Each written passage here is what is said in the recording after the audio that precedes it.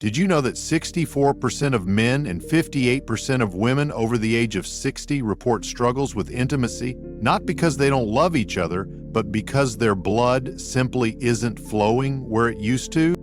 Think about that for a second.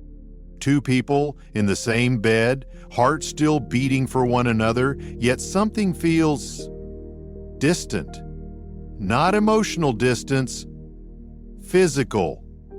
A quiet cooling down that no one talks about. We've been told this is just part of aging, that losing the spark is inevitable, that circulation slows, energy fades, and intimacy becomes a thing of the past. But what if that's not true?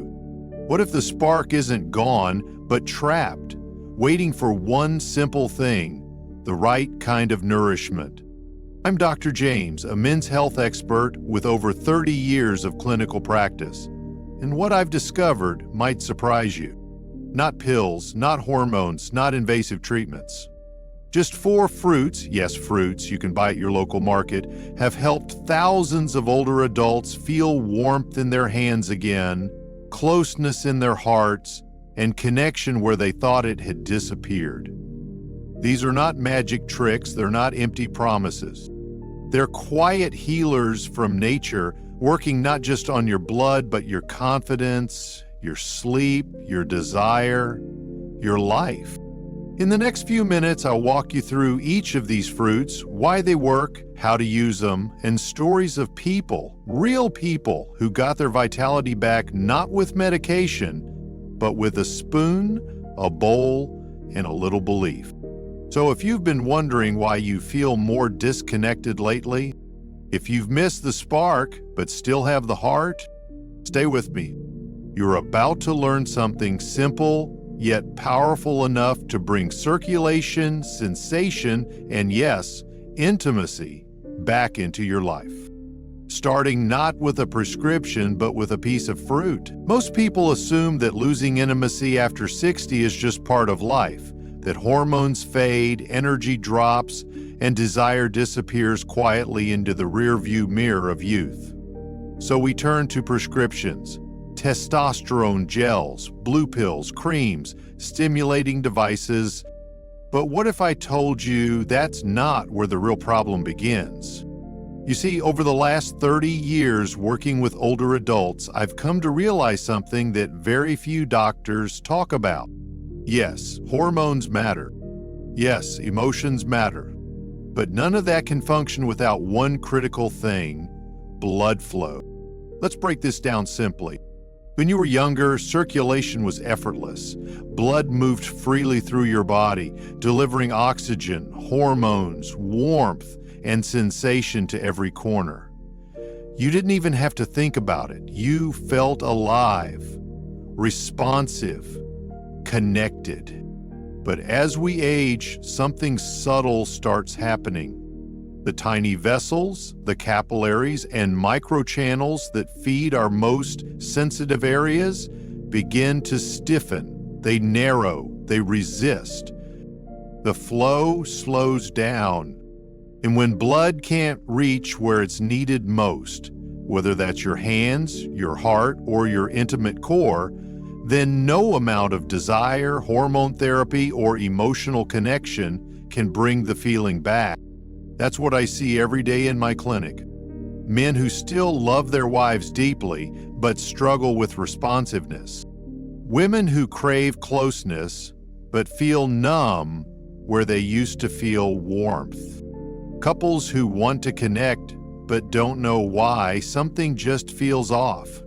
They come in blaming themselves, or their age, or each other. But I show them the truth on a scan.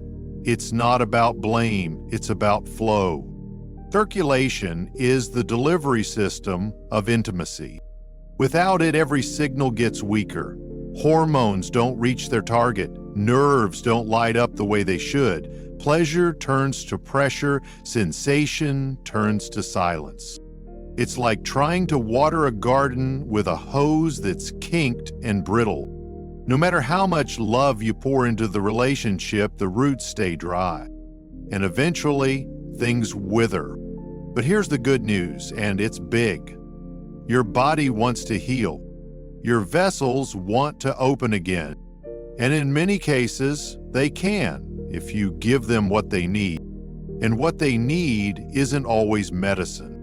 In fact, some of the most powerful circulatory boosters for older adults aren't found in pharmacies at all. They're in your fridge or at the local farmer's market.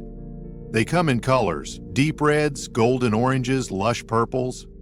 They carry compounds with names like resveratrol, anthocyanins, lycopene, and enzymes that naturally tell your blood vessels, hey, it's okay to relax, open up, let the flow return. We're going to explore those fruits in just a moment, but first, I want you to shift how you see this issue.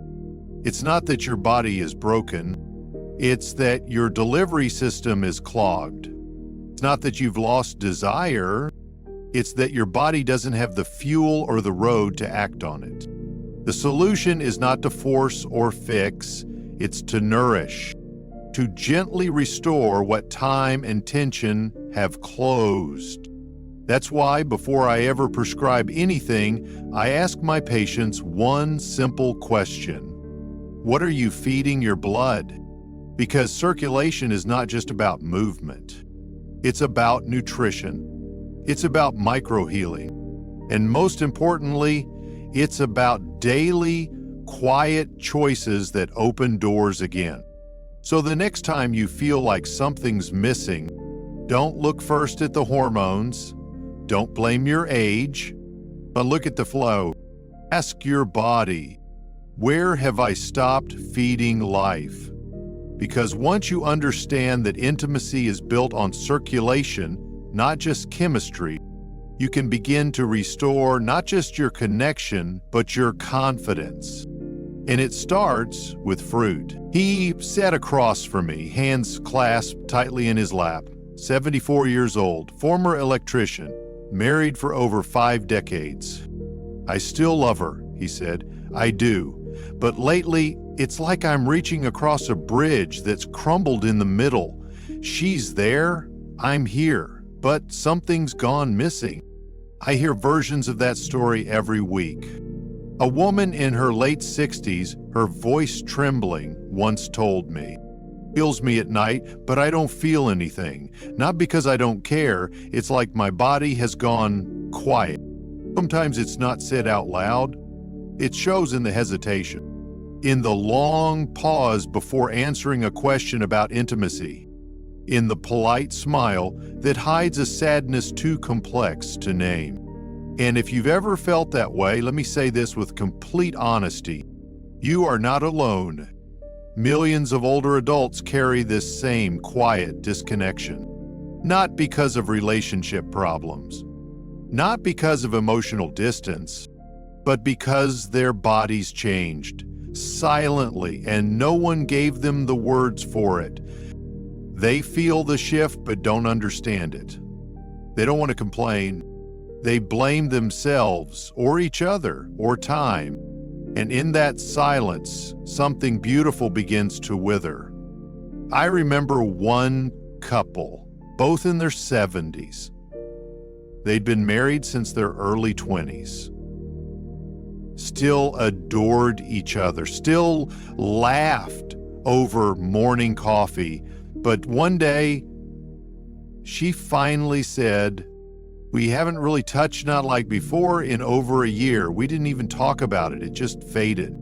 That's what makes this so difficult, because it's not a fight, not a betrayal, not even a conscious decision. It's just slow fading, the kind that feels too small to mention, too private to share, too late to fix. And yet, inside almost every person I meet, there is a quiet ache. The longing to feel wanted, to feel alive, to feel like touch still matters. But here's the part no one talks about. That longing, it doesn't leave, even when the body doesn't respond the way it used to. Even when society pretends you've outgrown desire, even when doctors stop asking, that need to be held, to be seen, to be felt, It stays. You may have told yourself, maybe it's just me. Maybe this is what aging is. Maybe I should just accept it. But I want you to know it's not just you. There's nothing wrong with you. What you're experiencing is deeply human. I've seen men in their 80s rediscover sensation they thought was lost. I've seen women smile through tears, saying, I thought I was broken. I wasn't. This isn't about going back in time. It's not about being who you were at 30. It's about honoring who you are now and reconnecting with your body in the form it has today. Because here's the truth. There are still rivers under the surface, still signals waiting to be lit, still sparks inside you needing only the right touch, the right nourishment, the right moment to rise again. And the beauty of this next chapter isn't in pretending you're young.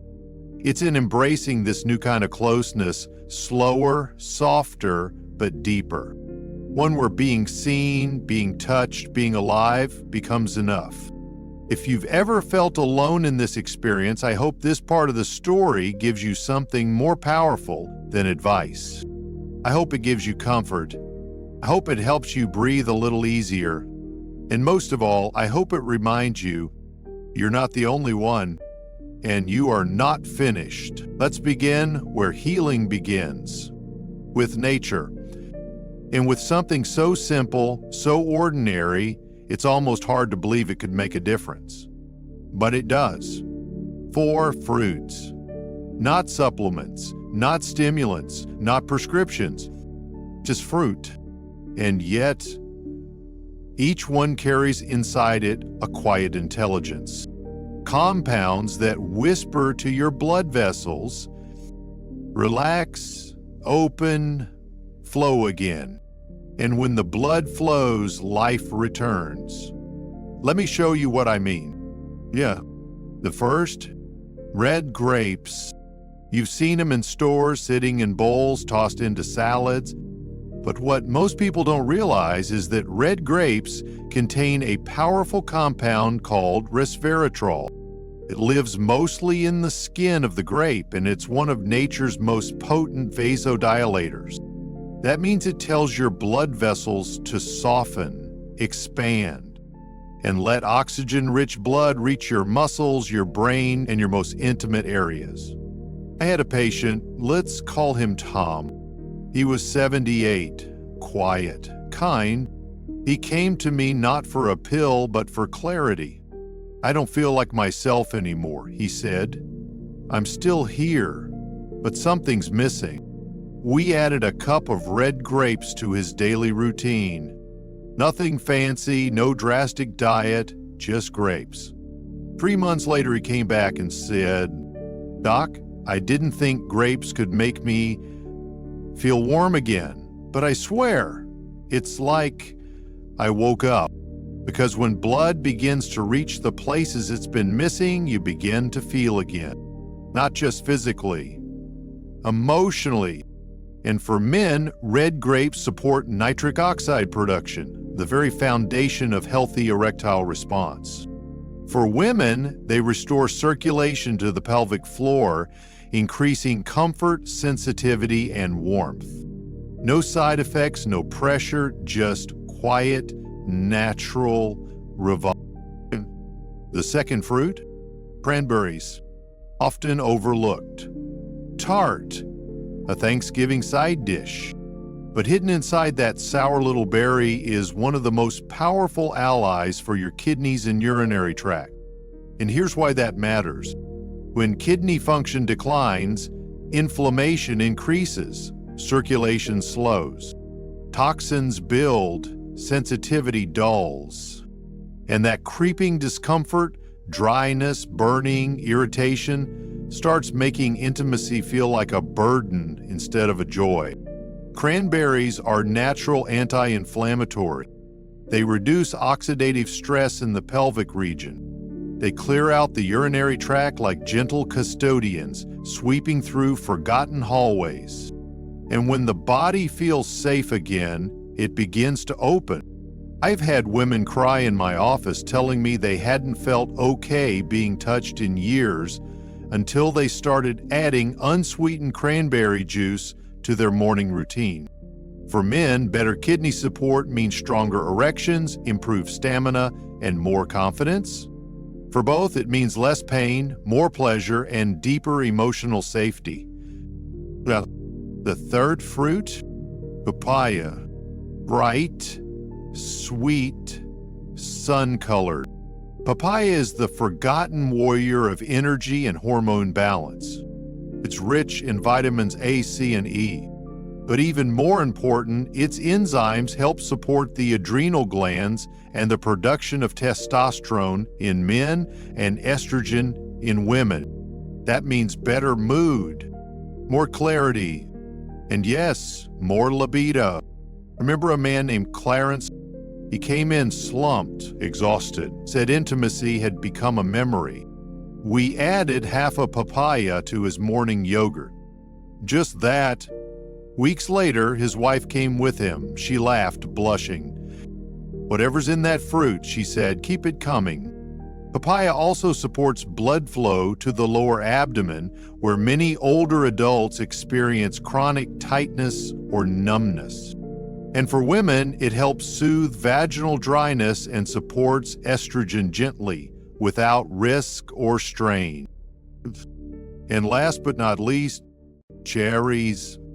Deep red, velvet-skinned, and surprisingly, one of the richest sources of anthocyanins, compounds that reduce inflammation in arteries and help produce nitric oxide. That means better circulation from head to toe. But cherries go one step further.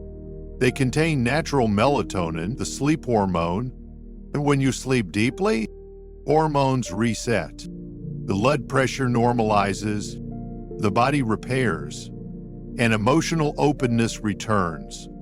A couple in their late 60s once told me, "We didn't start touching each other more because of desire. We started sleeping better, and then we just felt closer." Cherry juice in the evening, a few fresh cherries before bed. No rush, no agenda, just softness. And from that softness, connection reawakens. Now imagine this. Red grapes in the afternoon, cranberry juice in the morning, papaya at breakfast, cherries after dinner, each one opening a different door, a different vessel, a different part of you that's been waiting to be remembered. That's not magic. That's biology with love. There's a moment, quiet, often unexpected. It doesn't come with fanfare or fireworks. It doesn't always arrive in a doctor's office or during a conversation. Sometimes it shows up in the grocery store. That's where Robert's turning point began. He was 79, widowed 5 years. Still sharp, still kind, but quieter than he used to be. He told me, "I thought I had adjusted. I thought I had accepted that part of life was over." But one afternoon, walking past the produce aisle, something strange happened. He stopped. He stared at a pile of red grapes. He remembered this video.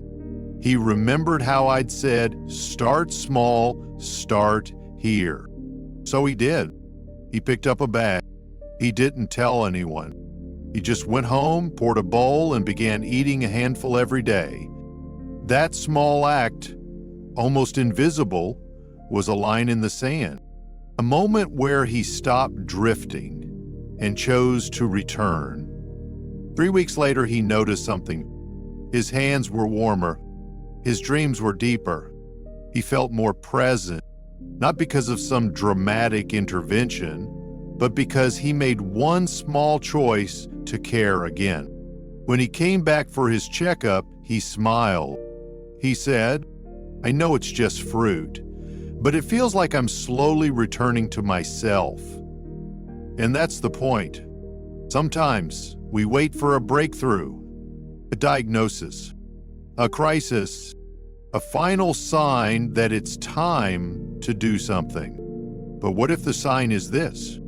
What if the turning point isn't a moment of desperation, but a moment of curiosity? What if the greatest change comes not from urgency, but from hope? Hope that the body still listens. Hope that the heart still longs. Hope that it's not too late. Not for touch, not for connection, not for intimacy. Because here's the thing no one tells you. Your body hasn't given up on you. It's waiting, watching, and every day you ignore it, it dims a little more, not in punishment, but in quiet resignation, until you say, I'm ready to feel, ready to try, ready to believe that something as small as a fruit could open something far greater. So I'm asking you, not with pressure, not with guilt, but with gentle challenge. When was the last time you reached for yourself with kindness? Not criticism, not disappointment, but true, compassionate care? What would it look like if today you made one small shift? A bowl of grapes, a glass of cherry juice, a papaya spooned into morning yogurt. Not because you should, not because someone told you to, but because deep down, you miss yourself. You miss feeling alive. You miss the pulse of desire. You miss the way touch used to feel like coming home. So here's your moment. Right now. Not next year. Not when things get worse. Now, are you willing to take one small step back toward yourself? Because you don't need to rebuild everything. You just need to open the door. And sometimes that begins with a question. What are you still waiting for? So now you understand. The problem isn't it's not that you've lost desire or that your body has betrayed you. It's that your circulation has slowed. And your body is waiting for you to remember it, to feed it, to care for it. But what now? What does it look like to turn all of this understanding into something real? Let me show you. And don't worry, it won't be overwhelming. In fact, the changes are so gentle, you might wonder if they're doing anything at first. But give them time, because slow medicine is often the most powerful. Let's begin with this. Pick one fruit. Not four, not a full routine. Just one. Maybe red grapes, maybe cherries, maybe whatever fruit made your heart skip a little when you heard its name earlier. Start there. Put it where you can see it. On the kitchen counter. Next to the kettle by the window. Let it remind you, I'm choosing life again, one bite at a time. Now, build a rhythm. Morning, choose papaya.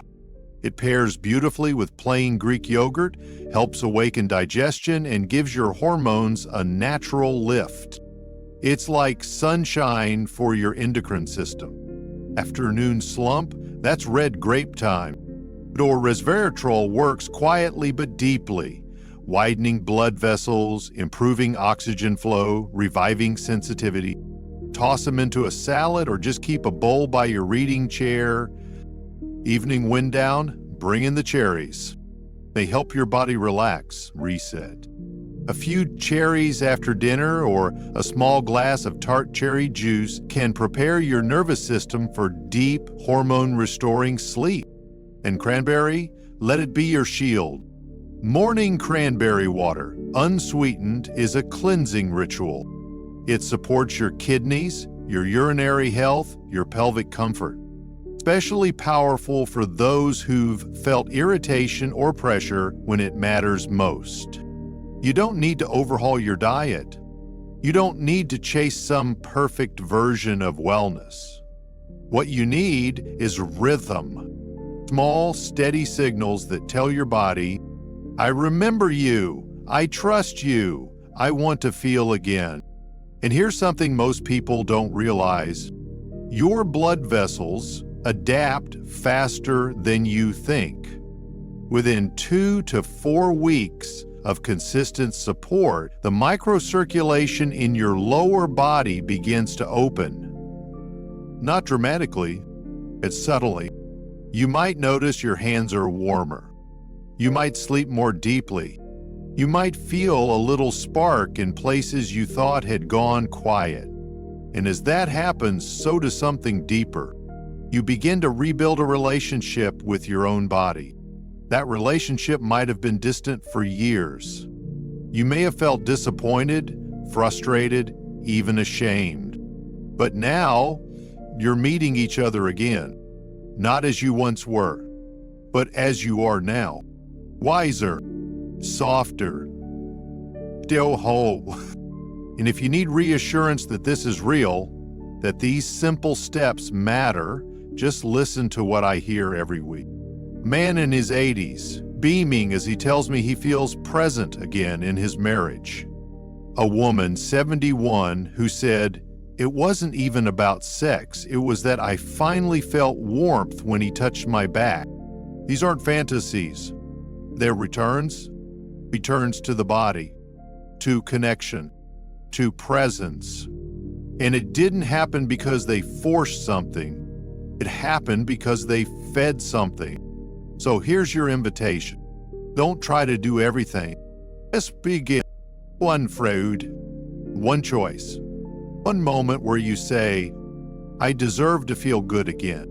Because you do. You always have. Let's return to that image we began with. You standing in front of a bowl of fruit, a quiet moment. No music, no advice. Just a question inside your chest. Could something this simple really bring me back to life? Now, having walked this far with me, what do you think? Because here's what I know after 30 years of listening to bodies and stories. Healing rarely arrives in big, dramatic scenes. It arrives quietly, in the warmth of your hands returning, in the comfort of being touched without flinching, in the surprise of feeling desire without trying to. It arrives when blood begins to flow again, not just through arteries, but through your identity, through your sense of aliveness, through the places you thought had gone to sleep and would never wake again. You are not broken. You are simply waiting to be remembered. And these fruits, grapes, cherries, cranberries, papaya, they are not solutions. They are invitations to begin again, to trust that your body still holds the blueprint for pleasure, to trust that connection is still possible, maybe even deeper now, softer, truer than before, to trust that aging isn't the closing of the door, but the quiet rediscovery of what really matters. Because after everything your body has carried, the years of work, the stress, the grief, the joy, the tenderness, the losses you never told anyone about, you deserve to feel good again. Not to impress anyone, not to relive your 20s, but to come home to yourself. So I want to leave you with this. Tonight, when you walk into your kitchen, don't just see fruit, see possibility, see healing, see a future that isn't over, but waiting for you to re-enter it with softness and intention. And if something in this message stirred you, maybe gently, maybe deeply, take a small action. Not for me, for you. Pick one fruit. Place it where you'll see it first thing tomorrow. And when you do, whisper this, if only in your mind. I choose to feel again. I choose to nourish what still lives. I choose to reconnect with my body, my heart, and the ones I love. You don't need a roadmap. You don't need to know what happens next. You just need to believe that your best days haven't already happened, that something beautiful may still be ahead, not in the past. And if you've come this far with me, I'd love to hear from you. What spoke to you today? What will you start doing differently starting tonight? Leave a comment below. Not because you're expected to, but because your story matters. And someone reading it tomorrow might find the courage to begin because of you. Thank you for walking this path with me. This isn't the end. This is your return. And I'll be right here cheering you on every step of the way.